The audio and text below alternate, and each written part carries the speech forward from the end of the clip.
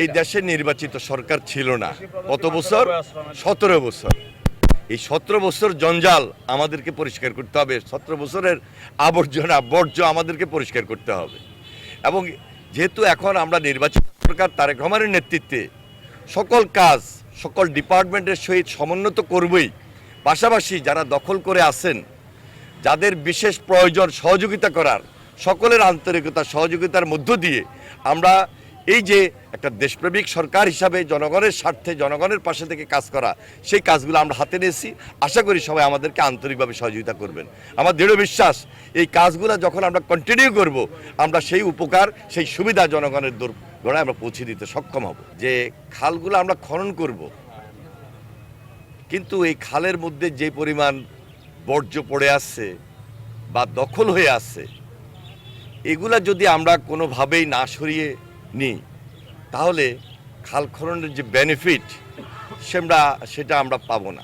Rainbow allrounder exterior paint বাড়ির বাহিরের দেয়ালের সুরক্ষা নিয়ে থাকুন নিশ্চিন্ত, সাথে পাচ্ছেন 10 বছরের ওয়ারেন্টি। সেজন্য একদিকে খাল খনন কর্মসূচি অব্যাহত থাকবে, পাশাপাশি সবার সহযোগিতার প্রয়োজন।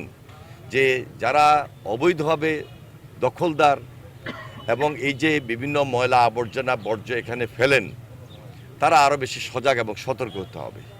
সবার আন্তরিকতা এবং সহযোগিতার মাধ্যমে আমরা যে কর্মসূচি হাতে নিয়েছি এটা সম্পূর্ণভাবে সাকসেস হবে বলে আমি মনে করছি। পাশাপাশি প্রেসিডেন্ট জি আপনারা জানেন যে তার জীবদ্দশায় তিনি এই কর্মসূচি হাতে নিয়েছিলেন এবং সেই সময় আমরা সেচ সুবিধা পেয়েছি, উৎপাদন দ্বিগুণ হয়েছে এবং মাছের চাষ বৃদ্ধি পেয়েছে। সব কিছু মিলে আমরা এলাকাটাকে স্বনির্ভর এলাকা হিসাবে করতে সক্ষম হয়েছি।